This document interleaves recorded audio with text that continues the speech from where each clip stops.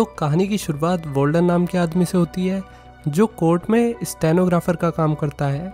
उसने एक typing competition में पार्टिसिपेट किया ताकि वो वर्ल्ड रिकॉर्ड में अपना नाम जल्दी देख सके। फिर लड़का अपने दोस्त जॉर्ज से मिला। जॉर्ज दिमाग से थोड़ा हिला हुआ है। वोल्डन ने उसे अपनी टाइपिंग स्पीड के बारे में बताया। आज उसने 343 वर्ड्स पर मिनट लिखे। इस बात से वो काफ़ी खुश था। हालांकि वर्ल्ड रिकॉर्ड बनाने के लिए उसे 1 मिनट में 361 वर्ड लिखने होंगे। वो अपने गोल के काफ़ी करीब है।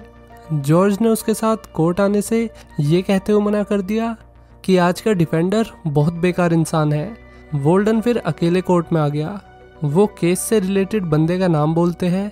इसने अपनी 3 साल की बच्ची को बड़ी बेरहमी से ओवन में जला के मार डाला। ये सब सुन के जज के होश उड़ गए। जज का नाम बॉयल है। जज ने डिफेंडर को 25 साल की जेल के साथ फांसी की सज़ा सुनाई, मतलब जो भी पहले हो जाए। इस हरामी को अपनी सज़ा सुन के कोई फ़र्क नहीं पड़ा।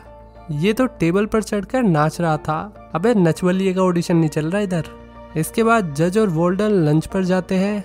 बूढ़े ने वोल्डन से उसके टाइपिंग कंपटीशन के बारे में पूछा कि तुम इतने सीरियस क्यों हो इस कंपटीशन को लेके। तो लड़के ने जवाब दिया, मुझे टाइपिंग करना बहुत पसंद है, इसलिए वर्ल्ड रिकॉर्ड में मुझे अपना नाम देखना है। बॉयल ने उसे कहा, कब तक धक्के खाते रहोगे? अब धक्के मारने की उम्र आई मीन लड़की देखो और शादी करके सेटल हो जाओ। अब वोल्डन ने घर आके अपनी मशीन साफ की, फिर अपनी दिनचर्या के बारे में लिखा। वो केस के बारे में पढ़ के सोचने लगा कि कैसे कोई अपनी बेटी को मारकर खुश हो सकता है। ये सोच सोच के उसकी तबीयत खराब हुई और वो उल्टी करने के लिए वॉशरूम भागा। रात को सोते टाइम भी वोल्डन भगवान से प्रे करने लगा और सोचने लगा भगवान शायद किसी और ज़रूरी काम में बिजी होंगे, तभी वो छोटी बच्ची को बचा नहीं पाए। अचानक फिर से वो वॉशरूम की तरफ भागा। जमाल घोटा पी लिया है क्या भाई ने? अगले दिन वोल्डन चेकअप कराने हॉस्पिटल आया। उसने अपनी साइड में एक बुढ़े को बैठे हुए देखा। चेकअप होने के बाद डॉक्टर ने सब कुछ नॉर्मल बताया। लड़के ने बार बार वॉशरूम जाने की वजह पूछी तो डॉक्टर ने कहा पानी कम पियो। अबे इसलिए नहीं जा रहा वो वॉशरूम। फिर उसने बताया कि वो वॉशरूम क्यों जा रहा है तो डॉक्टर ने कहा कि ये शायद स्ट्रेस की वजह से हो रहा है। वोल्डन हॉस्पिटल से जाने लगा, तभी एक बुढ़े ने उसका हाथ पकड़ लिया। बूढ़े को देखकर वो डर के भाग गया। बूढ़ा अंडरटेकर का रिश्तेदार लग रहा था। अगले सीन में हम कुछ पुलिस वालों को देखते हैं। ये लोग प्रमोशन मिलने की खुशी में पार्टी कर रहे थे। तभी वहाँ एक मियाँ बीवी आए। उन्होंने बताया कि उनका बेटा कैल सुबह से गायब है। कैल सुबह से नहीं, आज सुबह से। कैल उसका नाम है। डिटेक्टिव बिल ने औरत से पूछा, तुम इतनी श्योर कैसे हो कि कैल को किडनैप किया गया है? औरत ने बताया कि शहर में अब तक 4 मैक्सिकन बच्चे लापता हैं।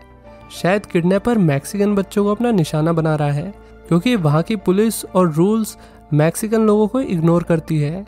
इधर वोल्डन कोर्ट में एक अजीब केस की टाइपिंग कर रहा था। तभी उसे अपनी माँ दिखने लगी, जिसकी वजह से वो बेहोश हो गया। हॉस्पिटल में डॉक्टर ने बताया कि तुम्हें ब्रेन ट्यूमर है, अगर इसका इलाज जल्दी नहीं कराओगे तो हेल्थ काफ़ी ख़राब हो सकती है। वोल्डन ने कहा, हाँ मुझे एक बार ऐसे सिम्टम्स पहले भी आए थे। मेरी लाइफ इतनी अजीब रह चुकी है तो ये सब होना मेरे लिए आम बात है। उसने डॉक्टर से पूछा, क्या मैं मर जाऊंगा? पर डॉक्टर ने कहा, अगर तुम टाइम से इलाज करा लोगे तो शायद इस बीमारी से बच सको। वोल्डन को अचानक याद आया आज उसका टाइपिंग टेस्ट है। वो हॉस्पिटल से जल्दी जल्दी निकला और कंपटीशन के लिए आ गया। आज उसने 351 वर्ड पर मिनट टाइपिंग की, जो कि काफ़ी इम्प्रेसिव स्कोर है। यहाँ तो 35 वर्ड होने में ही कुत्ते फेल हो जावे। घर जाते टाइम लिफ्ट में वोल्डन को एक लड़की मिली। इसका नाम एमिली है। एमिली ने उससे कहा, तुम इतनी बढ़िया टाइपिंग करते हो, तुम्हें तो न्यूयॉर्क में अच्छी स्टेनोग्राफर की नौकरी आराम से मिल जाएगी। लड़की ने उससे पूछा, तुम इतने इंटेलिजेंट कैसे हो?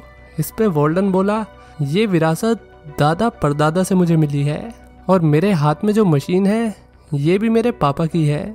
अबे भाई तू समझ नहीं रहा कि वो कह क्या रही है। इधर पुलिस स्टेशन में बिल और सैली गायब बच्चे के केस की छानबीन करने लगे। उसी शाम वोल्डन अपने बाप से बार में मिलने आया। उसने बाप के साथ बैठकर विस्की पी। कंफर्ट लेवल देख रहे हो भाई का? लड़के का बाप उसे पीते हुए देखकर शॉक हो गया, क्योंकि इससे पहले उसने कभी दारू को हाथ नहीं लगाया।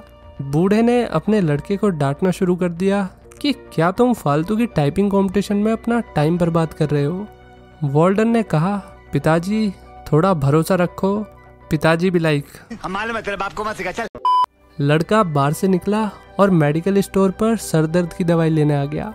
बाप की बातें से काफी तकलीफ दे रही होगी। तभी स्टोर में एक गुंडा घुस गया और कैशियर को गन से धमकाने लगा। वॉल्डन ने तभी, भाई ने तो एक विस्की का नुकसान कर लिया। थोड़ी देर में पुलिस स्टोर पे आ गई। बिल और सैली ने लड़के की हिम्मत की तारीफ की, पर वो अपनी इस हरकत से खुश नहीं था। वॉल्डन गाय की तरह शांति से बैठकर ये बोलता रहा, मेरे से सब गलती से हो गया, मैं ऐसा नहीं करना चाहता था। पर पुलिस वालों ने उसे बताया कि तुमने एक मासूम को बचाकर अच्छा काम किया है, चिंता मत करो, सब ठीक है। घर आके लड़का अपनी बचपन की चीज़ों को देखने लगा। पास्ट में उसकी माँ उसे बहुत परेशान करती थी। वो एक बदतमीज औरत थी। हर रात वॉल्डन के पेरेंट्स में खूब लड़ाई होती और वो कमरे में बैठकर टाइपिंग करता रहता था कि मम्मी ने पापा को कौन सी गाली दी है और पापा ने बदले में कौन सी गाली दी है। इस तरीके से इसकी टाइपिंग स्पीड तेज हुई है। एक दिन इसकी माँ अपने पति के भाई के साथ भाग गई। माँ बनी चाची 420। कुछ सालों बाद उन्हें किसी नशेड़ी ने मार दिया। वॉल्डन को अपनी माँ के मरने पर बड़ी खुशी हुई, क्योंकि शुरू से ही उसे उसकी माँ पसंद नहीं थी। लड़के ने पुलिस स्टेशन आकर देखा कि बिली आज बहुत गुस्से में था, क्योंकि पहले वाले मुजरिम को, जिसका नाम बोल्ट है, उसे जेल से बेल मिल गई थी। वो भी किसी टेक्निकल इशू की वजह से, क्योंकि कोर्ट में उसके खिलाफ जो सबूत पेश करने थे वे टाइम से नहीं किए गए। वॉल्डन को भी इस बात पर काफ़ी गुस्सा आया। घर आके उसने खूब दारू पी। वॉल्डन से गुस्सा कंट्रोल नहीं हुआ। वो सीधा बोल्ट के घर गया। उसने बोल्ट की गर्दन पकड़कर ओवन में डाल दी। बोल्ट ने बचने की बहुत कोशिश की, मगर वॉल्डन ने उसे तब तक ओवन के अंदर रखा जब तक कि पिज़्ज़ा तैयार नहीं हो गया। वॉल्डन चिल्ला चिल्लाकर उससे कह रहा था, तुम्हें अपनी बेटी को मारना बहुत आम बात लग रही थी, अब तुम भी मरो। लौंडा घर आकर बहुत खुश हुआ। फाइनली उसे सेटिस्फेक्शन मिल गई। अगले दिन बिल ने वॉल्डन को कॉल करके बोल्ट के मरने की न्यूज़ दी, जिस पे उसने ऐसे रिएक्ट किया जैसे वाह तो कुछ पता ही ना हो। यहाँ पुलिस को कैल की बॉडी जंगलों में मिली। कैल की माँ बॉडी को देखकर बहुत रोई। वॉल्डन भी ये सीन देखकर काफ़ी शॉक हुआ। बच्चे की मौत के बाद चर्च के फादर ने अपना ज्ञान देते हुए कहा, बच्चा अब एक सेफ जगह है, ईश्वर की गोद में चला गया है। ऐसा ही कुछ ज्ञान महाकुंभ वाली घटना में हमारे यहाँ भी दिया जा रहा था। फादर की बात सुन के कैल के बाप ने बोला, अच्छा, एक 9 साल का बच्चा मर गया, तब गॉड ने उसे क्यों नहीं बचाया? गॉड जैसा कुछ नहीं है, और होता तो आज मेरा बेटा जिंदा होता। बात में पॉइंट तो है। यहाँ हमें ये भी पता चलता है कि कैल ने मरने से पहले एक कैंडी बार खाया था। जज ने वॉल्डन की तारीफ की क्योंकि उसने स्टोर में गुंडों को मारा, पर वॉल्डन अभी भी यही कह रहा था, मैं वो सब नहीं करना चाहता था। जज ने उसे एक गन रखने के लिए परमिशन दे दी, पर वॉल्डन ने मना कर दिया और कहने लगा, मुझे गन की क्या ज़रूरत है। इधर एमिली उससे मिलने कोर्ट में आ गई। उसने वॉल्डन से अपने फैमिली इवेंट में आने के लिए पूछा। पहले तो वॉल्डन ने मना कर दिया, पर एमिली ने उसे बताया कि चिंता मत करो, हम शाम से पहले घर आ जाएंगे। अब लड़का एमिली के साथ उसके पेरेंट्स से मिलने आया। यहाँ वॉल्डन को पता चला कि एमिली का बाप और उसका बाप दोस्त हुआ करते थे। बूढ़ा वॉल्डन से इसकी माँ के बारे में कहने लगा। वॉल्डन ने कहा, बस मुझे पता है, मेरी माँ बदतमीज औरत थी। फिर वो दोनों वहाँ से निकल गए। रास्ते में वॉल्डन ने लड़की से कहा कि मैंने कितने दिनों से टाइपिंग नहीं की है, मेरी उंगलियाँ टाइपिंग को मिस कर रही है।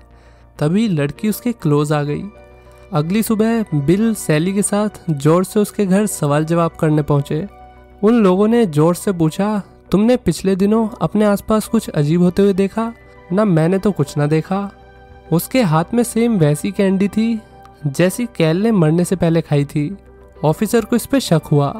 यहाँ कोर्ट में एक और केस आया जिसमें कैथरीन नाम की मोटी नर्स काफ़ी सारे पेशेंट्स को फिजिकली हरेस करके उन्हें मार रही थी। रिसेंटली उसने एक बूढ़े आदमी को मारा जिसकी आंखों में मोतियाबिंद था। तभी वॉल्डन को हॉस्पिटल वाली बात याद आ गई, जब बूढ़े ने उसका हाथ पकड़ा था और कहा था कि उसे रोको। जज ने वकील से पूछा, क्या नर्स के खिलाफ मर्डर करने के सबूत है? वकील ने मना कर दिया, ना तो उसके खिलाफ सबूत थे और ना ही गवाह। जज ने सबूत ना होने की वजह से नर्स को छोड़ दिया।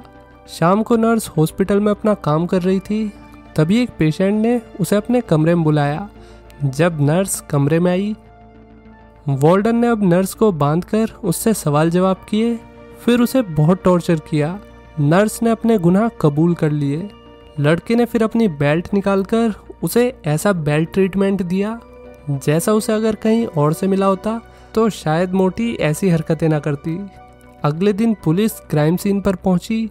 सैली सारी घटनाओं के लिए जॉर्ज को ब्लेम करती है, पर बिल ने उसे कहा जॉर्ज का दिमाग 10 साल के बच्चे जितना है, वो ये सब नहीं कर सकता। इसके बाद हम देखते हैं कि वार्डन एमिली के साथ एक इवेंट देखने आया। एकदम से उसे भीड़ में अपनी माँ की झलक दिखने लगी। ये देखकर वो इवेंट से बिना कुछ कहे भाग गया। इधर बिल और सैली ने जॉर्ज पर नज़र रखना शुरू कर दिया। मोटा बच्चे के साथ फुटबॉल खेल रहा था, फिर वो बच्चे को कैंडी का लालच देकर अपने घर ले आया। ऑफिसर भी उसका पीछा करते हुए उसके घर आ गए। हालांकि बच्चे से पूछने पर उन्हें पता चला कि मोटा बच्चे को परेशान नहीं कर रहा था, फिर भी पुलिस ने उसे अरेस्ट कर लिया। अगले दिन वार्डन पुलिस स्टेशन आया। उसने बिल से जॉर्ज को अरेस्ट करने का रीज़न पूछा। बिल ने बताया मोटा कैल के केस से किसी तरह जुड़ा है। लड़के ने बिल से कहा, जॉर्ज मेरा दोस्त है और मुझे उस पर पूरा यकीन है कि वो ऐसा कुछ नहीं कर सकता। वार्डन मोटे से मिलने अंदर आया। उसने मोटे से पूछा, क्या तुमने बच्चों को मारा है या किडनैप किया है? मोटे ने मना कर दिया और बोला कि मैं ऐसे जेल में नहीं मरना चाहता। वार्डन ने उसे यकीन दिलाया कि वो उसे जल्द से जल्द यहाँ से निकलवा देगा। वार्डन घर आया। उसने खूब दारू पी। थोड़ी देर में एमिली भी उसके घर आ गई। वो उससे इवेंट वाली शाम के लिए नाराज़ थी।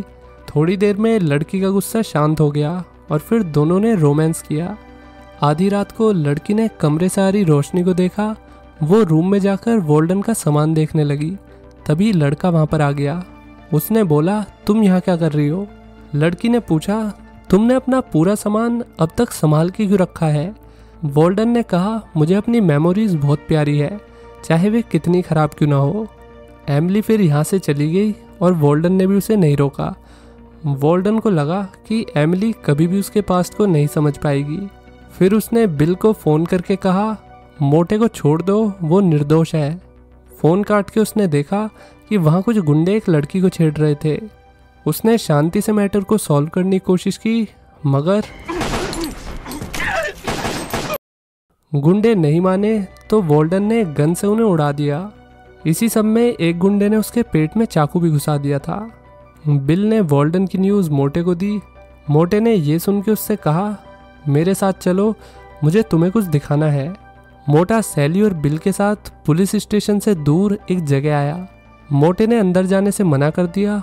वो बोला, ये बहुत बुरी जगह है, मैं अंदर नहीं जाऊंगा। सैली ने मोटे को बाहर ही बांध दिया। जब बिली और सैली अंदर आए, सैली की फटके 4 हो गई। वहाँ सारे गायब मैक्सिकन बच्चों के स्केलेटन रखे हुए थे। बिल ने सीनियर ऑफिसर को सारी घटना बताई कि मोटे को एक बच्चे ने ये जगह दिखाई थी। मोटा तो बस बालकों के साथ खेलता था, उसने कभी किसी को नहीं मारा। यहाँ वार्डन हॉस्पिटल में बेहोश पड़ा था। उसका बाप उसे ऐसे देख के रोने लगता है। 3 हफ्ते बाद वार्डन को हॉस्पिटल से छुट्टी मिल गई। वो अपने बाप के घर पर था। जज लड़के से उसका हालचाल पूछने आए थे। जज वहाँ से जाने लगा। वार्डन उसे कार तक छोड़ने आया। नई कार को देखकर वार्डन इम्प्रेस हो गया और वो कार को बड़े ध्यान से देखने लगा। तभी उसकी नज़र कार की बैक सीट पे पड़े कपड़े पे गई, जिसे देखकर वो हैरान हो गया। अब रात को वार्डन ने अपनी गन लोड की और वो बॉयल के घर आ गया। वार्डन ने जज से डायरेक्ट कैल के मर्डर के बारे में पूछा। जज ने कहा, तुम्हें कैसे पता चला? लड़के ने उसकी कार में जो कपड़ा देखा था वैसा ही कपड़ा कैल की बॉडी के पास भी था। वार्डन ने कहा, बच्चों को हर्ट करके तुम्हें कैसे खुशी मिल सकती है? बॉयल ने उसे बताया कि बच्चों की स्मेल उसे काफ़ी अट्रैक्ट करती है, इसलिए उसने कई बच्चों को मारा। वो ये सब 17 साल की उम्र से कर रहा था। उसे इसमें बहुत मज़ा आता था। जज को वार्डन भी पसंद था जब वो बच्चा था, लेकिन वो उसके साथ ऐसा कुछ कर नहीं पाया। बॉयल ने वोल्डन से कहा, अब सब पता चल गया है तो तुम मुझे कानून के हवाले कर दोगे? मगर लड़के ने कहा, नहीं, तुम्हें जहन्नुम में पहुंचाना मेरी जिम्मेदारी है। अगले सीन में बिल और सैली वोल्डन के घर आए। उन्हें पता था कि शहर का बैटमैन वोल्डन ही है, पर उन्होंने सीधा सीधा कुछ नहीं कहा। वो वोल्डन से कहने लगे कि तुम्हें गुंडों को शूट करने के लिए पुलिस ने माफ़ कर दिया है, क्योंकि गवाहों के हिसाब से वो गोलियां सेल्फ डिफेंस में चलाई गई थी। वोल्डन ये जानकर खुश हुआ और हैरान भी, क्योंकि उस रात क्राइम सीन पर वहाँ कोई भी गवाह नहीं था, यानी कि लोग उसके सपोर्ट में हैं। अगले दिन जज की बॉडी उसी के घर में लटकी हुई मिली। इधर वोल्डन अपने टाइपिंग कंपटीशन में 359 वर्ड पर मिनट टाइप करने लगा था। अब बस 2 शब्द की दूरी थी उसका नाम वर्ल्ड रिकॉर्ड में आने के लिए। आखिर में वोल्डन नए केस की स्टडी कर रहा था, जिसमें एक बंदे ने 7 जनों का खून किया और सबूत न होने की वजह से कोर्ट ने उसे आज़ाद छोड़ दिया। वोल्डन अब अपनी अगली चाल चलने के लिए तैयार था। इसी के साथ ये कहानी यहीं ख़त्म हो जाती है। तो दोस्तों, आपको ये मोटे पेट वाला बैटमैन कैसा लगा? लाइक और कमेंट करके बताइए। चलिए मिलते हैं नेक्स्ट वीडियो में। Till then, take care, bye bye.